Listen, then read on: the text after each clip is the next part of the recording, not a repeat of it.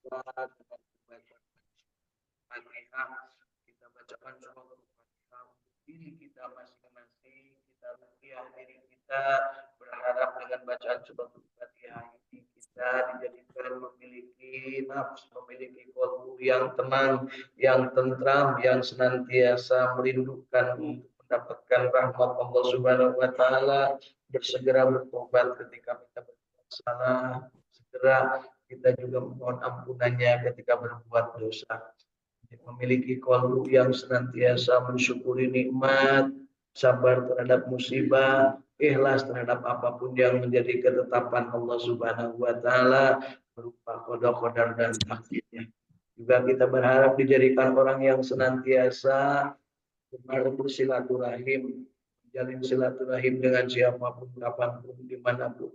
Tentunya dengan batas-batas syariah, dengan bingkai-bingkai ajaran agama Islam yang dicontohkan Rasulullah Nabi Muhammad SAW. Mudah-mudahan dari silaturahim ini kita mendapatkan ilmu yang bermanfaat, mendapatkan keberkahan dari rezeki dan thayyibah serta halal, dan serta bisa diamalkan untuk menambah amal ibadah kita.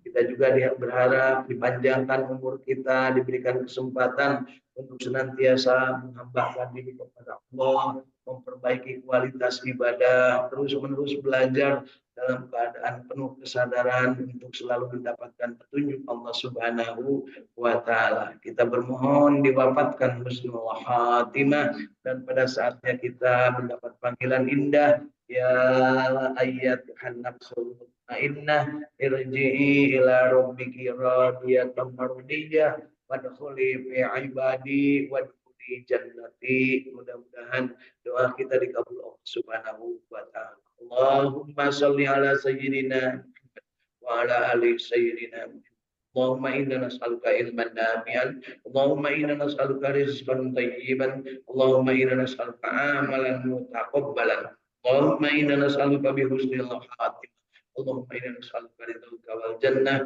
wa na'udzubika min sakhatika wan nar. Allahumma innaka afuwwun karim, tuhibbul afwa fa'fu anna ya karim. Allahumma ya Allah ya Rabbana, kabulkan doa dan permintaan kami. Rabbana taqabbal minna innaka antas samiul alim wa tub alaina innaka antat tawwabur rahim. Ya alima ma fis sudur, akhrijna ya Allah minad dhulumati ilan nur, akhrijna ya Allah minad dhulumati ilan nur, akhrijna ya Allah minad dhulumati ilan nur. Allahumma rabbana atina fid dunya hasanah wa fil akhirati hasanah wa qina adzabannar wa adkhilna al jannata ma'a ya aziz ya ghaffar ya rabbal alamin. Wa sallallahu ala sayyidina Muhammadin wa ala alihi wa sahbihi wa sallam. Subhana rabbika rabbil izzati amma yasifun wa salamun alal mursalin walhamdulillahi rabbil alamin. Nas'aluka al-ijabah bil barakah. Al-Fatihah. أعوذ بالله من الشيطان الرجيم. بسم الله الرحمن الرحيم. الحمد لله رب العالمين الرحمن الرحيم مالك يوم الدين إياك نعبد وإياك نستعين اهدنا الصراط المستقيم صراط الذين أنعمت عليهم غير المغضوب عليهم ولا الضالين.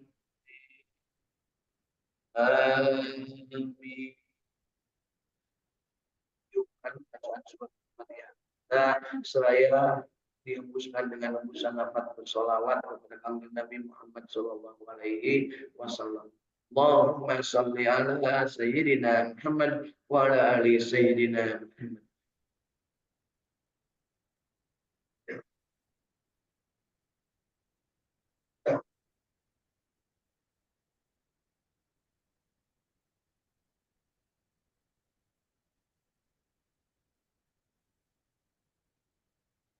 Alhamdulillahirabbil alamin. Bapak Ibu masih hidup? Alhamdulillahilladzi ahyana ba'dama wa ilaihin nusur. Hidup bukan hanya sekedar hidup, kita ingin hidup sesuai dengan keinginan yang beri hidup, yaitu Allah menginginkan kita itu menjadi abdinya. wa ma khalaqtul jinna wal insa illa liya'budun. Kita diciptakan Allah untuk menjadi abdinya, untuk beribadah. Hanya satu, Bapak Ibu, tugas dari Allah untuk kita itu beribadah.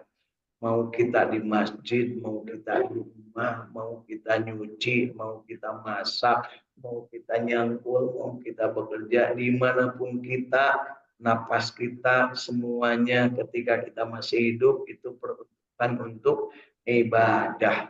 Kalimatnya sering kita ucapkan, tapi mungkin kita jarang mengingatnya. Inna sholati wa nusuki wa mahyaya wa mamati lillahi rabbil alamin. Itulah ibadah. Dan ketika ibadah kita harus nikmat, harus bahagia, harus istiqomah, harus berjamaah. Cirinya sering kita ucapkan at-tahiyyatul mubarakatus sholawatut thayyibatul lillah. Itulah bukti bahwa kita itu bahagia, istiqomah, berjamaah. Dan harus kita upgrade terus-terusan ciri orang bahagia, yaitu selalu menghambakan diri kepada Allah dengan mengatakan raditu billahi robba wa bil islami dina wa bi muhammadin nabiyya wa rasulah.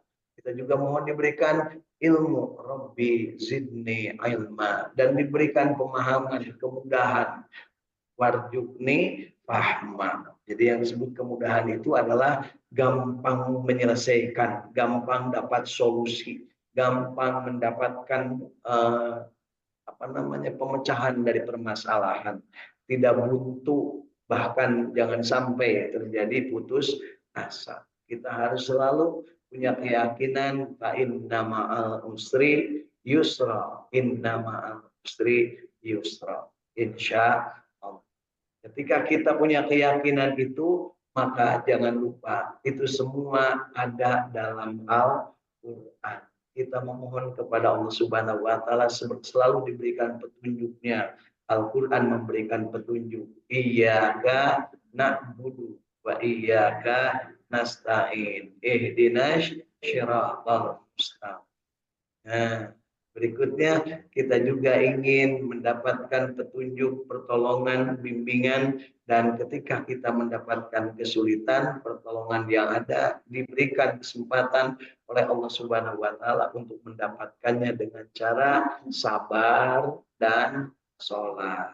Istainu bisyabri wassalat. Sabar luas pengertiannya, tapi yang paling gampang kita pahami, sabar itu prakteknya adalah saum alias puasa, mengendalikan diri dari berbagai hal yang dilarang, mengendalikan diri dari hal-hal yang tidak menimbulkan kemaslahatan dan kebaikan.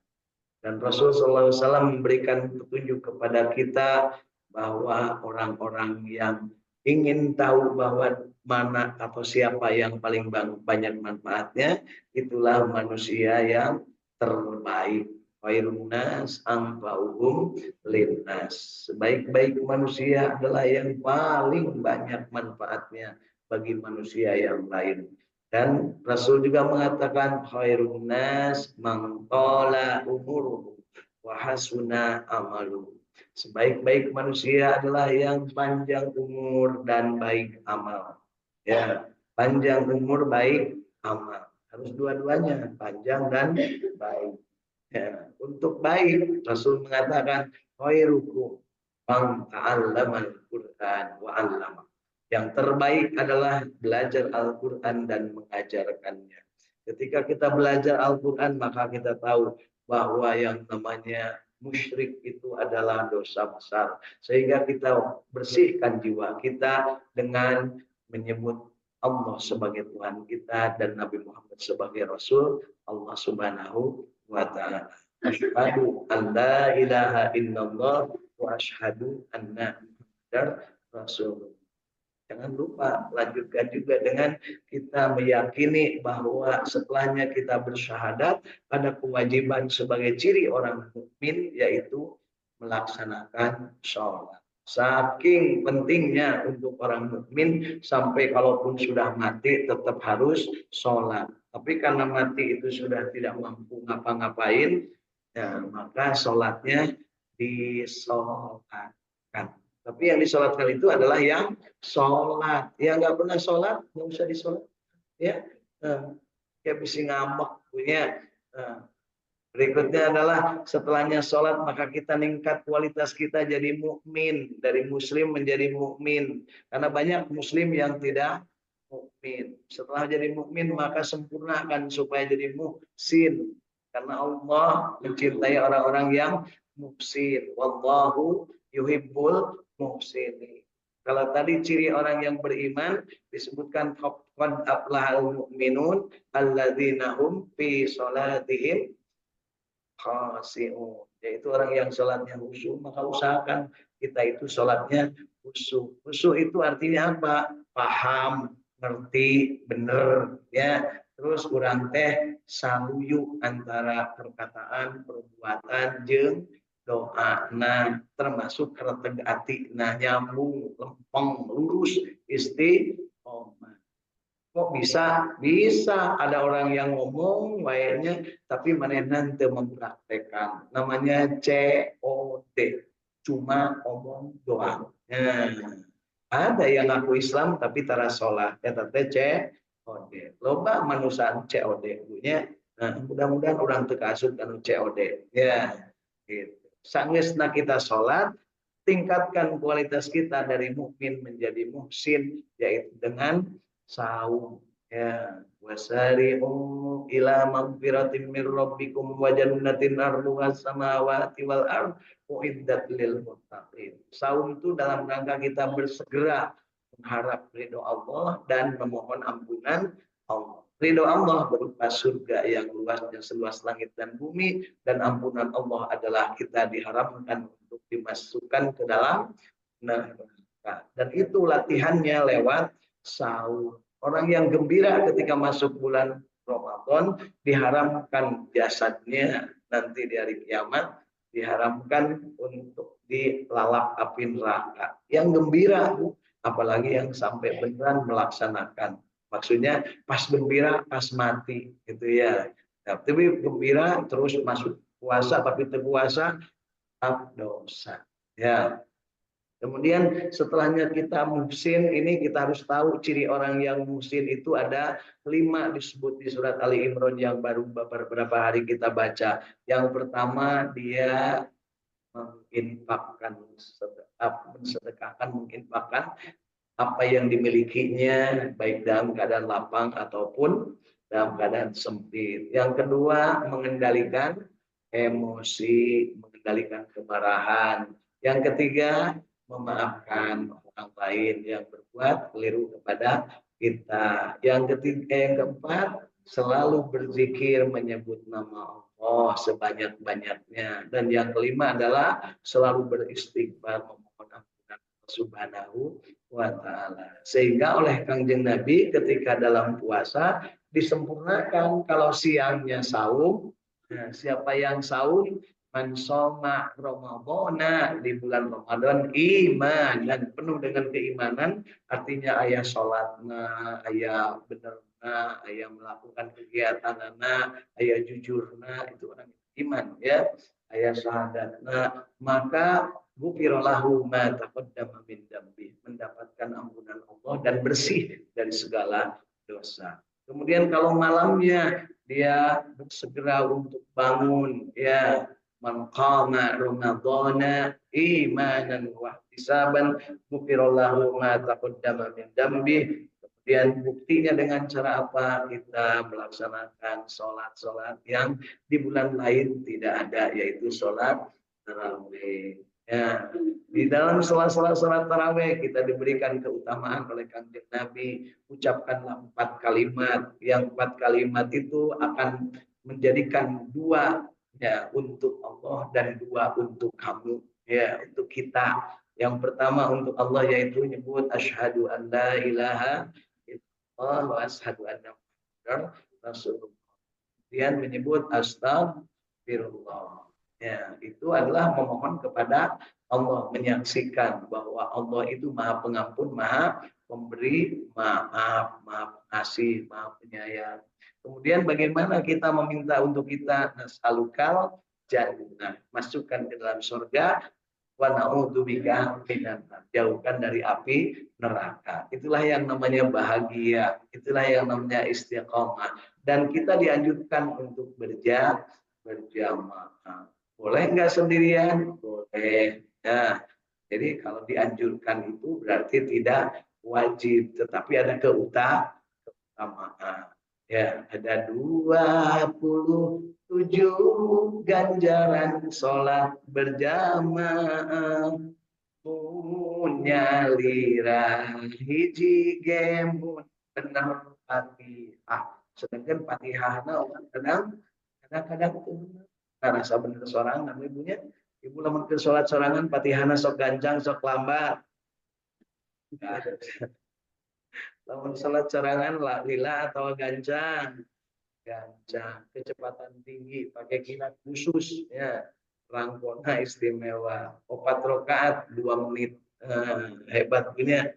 Salina milu taraweh rada lila saeutik eureun tarawehna. Lila ya. Baik. Jadi setelahnya kita mengakui bahwa Allah adalah Tuhan kita dan Kanjeng Nabi adalah Rasul kita, kemudian kita mempraktekkan apa yang disunahkan Rasul, sholat berjamaah, kemudian kita juga saum, kemudian kita nanti pada saatnya membayarkan zakatul fitri, dan bagi yang hartanya ada memenuhi nisab maka bayar zakat mal. Ketika kita sudah mencapai muhsinin dengan saum, maka tingkatkan menjadi muhlisin, orang muhlis, orang yang ikhlas, yang mengabdikan hanya kepada Allah. Ma fi qalbi di hatinya hanya ada Allah, yang lain itu adalah penumpang-penumpang tambahan. Utamanya adalah Allah. Sehingga ketika Allah yang diutamakan, maka Allah akan memberikan keutamaan. Dan itulah yang namanya takwa, ya, yang dimaksud oleh ayat Al-Quran bahwa orang yang saum itu mudah-mudahan menjadi orang yang bertakwa. Itu Bapak Ibunya. Dan takwa itu adalah sebaik-baik bekal, sebaik-baik pakaian. Jadi pakaian terbaik adalah takwa. Bekal terbaik adalah takwa. Kalau sudah punya pakaian terbaik dan bekal terbaik takwa, maka siap-siap untuk mendapatkan keutamaan untuk hadir di rumah Allah, yaitu dengan cara umroh dan haji. Jadi umroh dan haji itu nganyang, haji umroh itu nganyang. Nganyang ke mana? Ke bumi Allah. Kita kalau nganyang ke rumah orang tua saja senang, apalagi ke rumah Allah.